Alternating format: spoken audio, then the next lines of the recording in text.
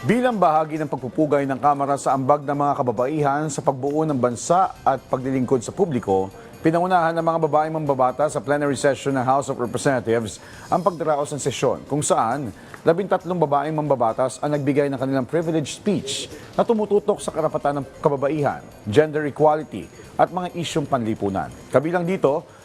ang mga paksa tulad ng kalagayan ng middle class women, karapatan ng mga katutubong kababaihan, pinansyal na kalayaan ng mga kababaihan, human trafficking na sangkot ang mga babae at bata, care economy at proteksyon sa mga bata, teenage pregnancy, at ang kalagayan ng mga kabataang babaeng estudyante sa mga paaralan. Binuksan din sa plenaryo ang House Bill number 7704 na naglalayong palawakin ang mga diskriminasyon laban sa mga kababaihan sa trabaho sa pamamagitan ng pag-amyenda sa Labor Code of the Philippines.